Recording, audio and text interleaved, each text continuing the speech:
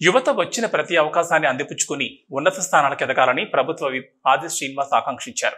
రాజన్న సిరిసిల్ల జిల్లా అడ్మినిస్ట్రేషన్ ఆధ్వర్యంలో వేములవాడ పట్టణంలోని మహాలింగేశ్వర గార్డెన్లో మెగా జాబ్ మేళా ఆదివారం నిర్వహించగా ప్రభుత్వ విప్ ముఖ్య అతిథిగా హాజరై జ్యోతి ప్రజ్వలన చేసి కార్యక్రమాన్ని ప్రారంభించారు. జాబ్ మేళాకు జిల్లాతో పాటు హైదరాబాద్ చెందిన వివిధ జిల్లాలకు చెందిన పలు ప్రైవేట్ కంపెనీలు దాదాపు 46 వచ్చాయి. అనంతరం ప్రభుత్వ విప్ మాట్లాడుతూ రాష్ట్ర ప్రభుత్వం ఇప్పటికే గురుకుల విద్యాలయాల్లో ఉద్యోగాలను భర్తీ చేసిందని, ఇటీవల టీచర్ల నియామకానికి mega DSC, hostel welfare officer పోస్టులకు రాత పరీక్ష నిర్వహించి కీ కూడా విడుదల చేసిందని తెలిపారు. అలాగే గ్రూప్ 4 ఉద్యోగాలకు సర్టిఫికేట్ వెరిఫికేషన్ కొనసాగుతుందని, గ్రూప్ 1 ప్రిలిమ్స్ పరీక్షను కూడా పూర్తి చేసి మెయిన్స్ నిర్వహణకు అన్ని ఏర్పాట్లు చేస్తుందని వివరించారు. ఉద్యోగ నియామకాలకు సంబంధించి ఇప్పటికే జాబ్ క్యాలెండర్ విడుదల చేసిందని గుర్తు చేశారు. యువతకు ఉద్యోగ అవకాశాలు కల్పించే అంశంపై పక్కా ప్రణాళికతో రాష్ట్ర ప్రభుత్వం ముందుకు వెళ్తుందని తెలిపారు. ప్రభుత్వ ఉద్యోగాలతో పాటుగా ప్రైవేట్ కంపెనీల్లో యువతకు కొలువులు ఇప్పించేందుకు జాబ్ మేళాలు చేపడుతుందని పేర్కొన్నారు. వచ్చిన ప్రతి అవకాశాన్ని సద్వినియోగం చేసుకోవాలని సూచించారు. ఈ కార్యక్రమంలో Vemulawada municipal vice chairman Bengi Mahesh, RTO Rajeshwar, జిల్లా ఉపాధి కల్పన అధికారి రాఘవేందర్, తహసీల్దార్ మహేష్ కుమార్, మున్సిపల్ కమిషనర్ అన్వేష్ తదితరులు పాల్గొన్నారు.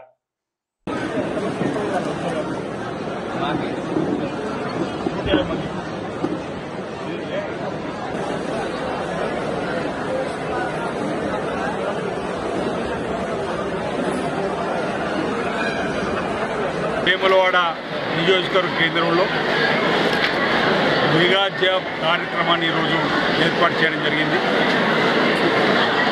వందలాది మంది ఉత్సాహంగా ఈ జాబ్ మేళలో పాల్గొని ఆయా కంపెనీలో ఉద్యోగాలు పొందాలని చెప్పని అనేక మంది రావడం జరిగింది. ఈ ప్రభుత్వం ప్రజాపాలన అందించే ప్రభుత్వం ముఖ్యమంత్రి రేవంత్ రెడ్డి గారు అధికారంలోకి వచ్చినాక 30,000 పైచులకు ఉద్యోగాలు ఇప్పటికే నిరుద్యోగ యువతకు అందజేసి జాబ్ క్యాలెండర్ కూడా అసెంబ్లీలో మా డిప్యూటీ సీఎం బట్టి విక్రమార్క ద్వారా అందజేసి గ్రూప్ 1, గ్రూప్ 2, గ్రూప్ 4 మెగా డిఎస్సిని కూడా అమలు చేస్తున్న సందర్భంలో ప్రభుత్వ ఉద్యోగాలతో పాటు ప్రైవేటు కంపెనీలలో ఉద్యోగ కల్పనకు సమన్వయం చేస్తూ ఈ ప్రాంతంలో ఉన్నటువంటి పేద నిరుద్యోగ యువకులకు ఇక్కడ జాబ్ మేళా ఏర్పడేసిన క్రమంలో జిల్లా కలెక్టర్ గారు, రెవెన్యూ విభాగము, ఎంప్లాయ్మెంట్ అధికారిగా ఉన్నటువంటి రాఘవేందర్ గారు అందరూ కృషితోటి ఇక్కడ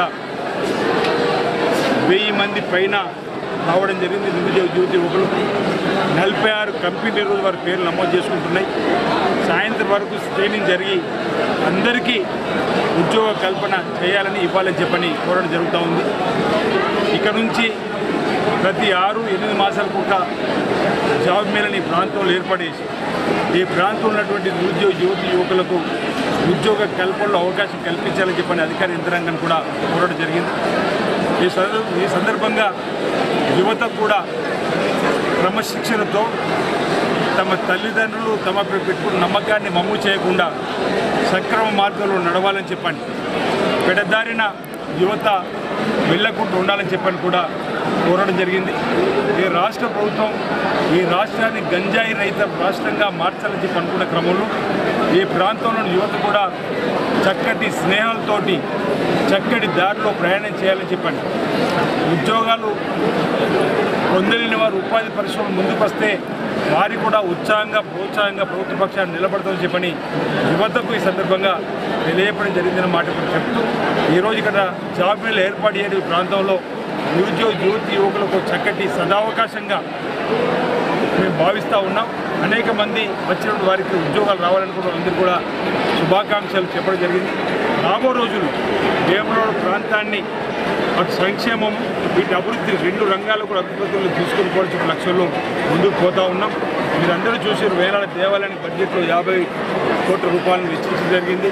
రహదారులు వెడల్పు చేసి దానికి కూడా నిధులు వెచ్చించడానికి ప్రభుత్వం ముందుకు వస్తూ ఉంది.